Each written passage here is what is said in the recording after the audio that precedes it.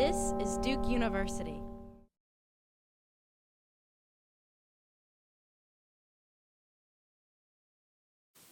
I am grateful for this opportunity to introduce this remarkable woman, the story of Lin Zhao. Now, she's quite well known inside China, but outside China, apart from some academics, she's actually practically unknown.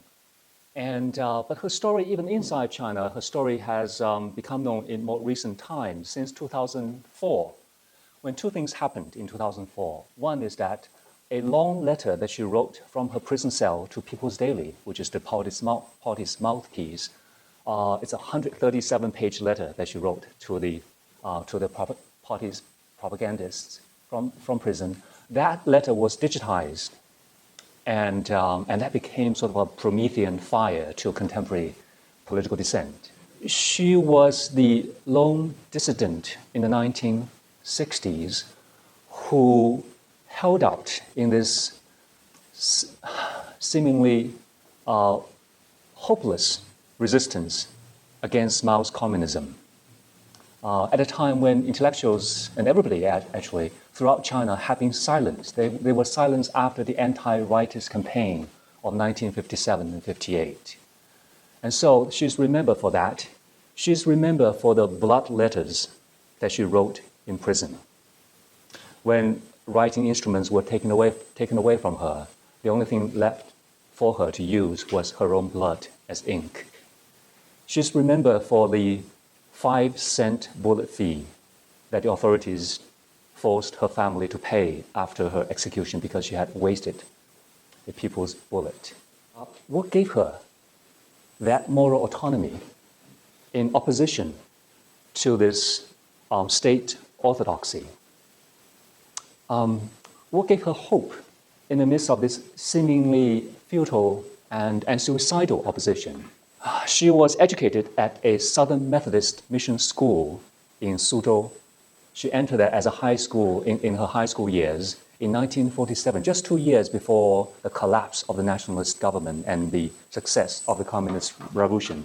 And what this school provided was the kind of Christian education that helped bring a form of modern Christian womanhood to many women in China. And there were many schools like this, very much offering the same kind of curriculum, liberal education and Christian influence. And let me read to you a passage about her early years in this school to give you a sense of kind of education that she was exposed to. Emancipation was on everyone's lips and took tangible form in unbound feet and bobbed hair. Many students also championed co-education as well as equal inheritance and divorce rights for women. Soon after she arrived, she decided to convert to Christianity and she was baptized. So that was her conversion, but she went through a second conversion while at mission school, and that was conversion to communism. Almost immediately after this first conversion, she secretly became a Communist Party member at the age of 16. And that was at considerable risk to her life. But she joined the revolution because the revolution had promised complete remaking of China. And you can imagine that was not the kind of outcome that the mission educators had hoped. And she created considerable trouble for them. And soon after she graduated from Laura Haygood, she skipped college. She had very good grades, but she skipped college to attend a party-run journalism school, which was training a new generation of not just reporters for the Communist Revolution, but fomenters of the revolution. And but just before this, something happened to her. She lost her party membership. On the eve of a communist victory, because she belonged to this underground party cell group, somehow her identity was revealed. Maybe because of doing this underground printing of the party propaganda material. And so anyway, the party intelligence got news that she had been blacklisted and ordered her to leave Suzhou and her fellow communists. She refused. So her early years of joining the revolution, during those years, she was tormented by this guilt of having lost her party membership just on the eve of the revolution. And we see her struggle with that. And so she went to this party-run school. She went to the countryside as was part of the journalism education. While in the countryside in 1949, living among peasants, Lin Zhao felt that she was shedding her former self, the spoiled, willful girl who had been easily offended and quick to anger. Her guilt over her own bourgeois family origins made the scarcity of rural life feel like a welcome penance. After working for a brief period as a journalist, as a reporter, she was admitted to Peking University, the premier university in China. But in 1957 came the anti-rightist campaign. But many of you know that this was a campaign that Mao launched just after he launched another campaign called 100 Flowers Movement to encourage intellectuals to speak out, to criticize the party, to help the party do a better job. But once the intellectuals spoke out, he came back with this anti-rightist campaign and purged some 1.2 million people. She also lost her status as a student. So she was punished. And that was the moment of her political awakening, of her disillusionment with the communist revolution. And she came back to her faith. I don't think she ever lost her faith, but she drifted away from the church during that decade. She came back to the church, started attending church service, but also embarked on her dissent, which was to write poems. And in 1960, she contributed 2 long poems to an underground journal.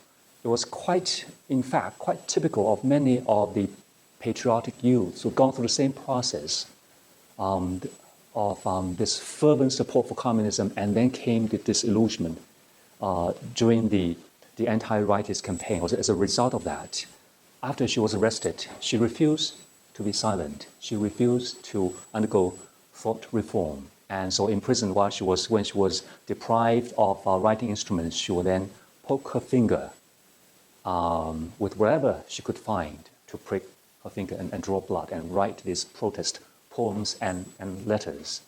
Lin Zhao was originally sentenced to 20 years in prison. She carried on this unceasing sacrilege against Mao's revolution and against not just certain policies that she was critical of. She was denouncing the entire system, the ideology of communism.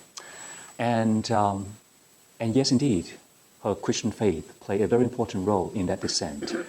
So this faith not only steeled her in this seemingly hopeless opposition, but also, as you can see, tempered that opposition with kind of humanity and moderation. Let me end by talking about what happened to her. She was initially sentenced to 20 years in prison, but then in 1969, at the height of the Cultural Revolution, the sentence was secretly changed to the death penalty because she was doing this all the time, and she was continuing with her blood writings and using her blood to smear Mao's portrait and all that.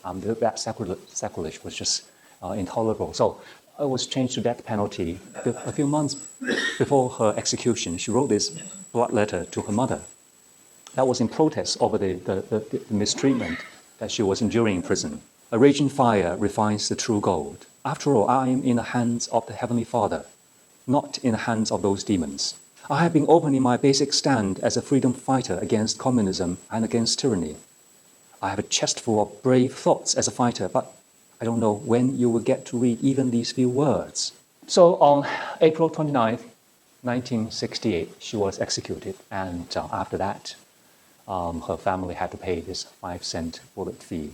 2008 was the 40th anniversary of her execution. And in anticipation and trying to deter pilgrimage on the part of those undertaken by democracy activists throughout China, the authorities installed a surveillance camera about her tomb.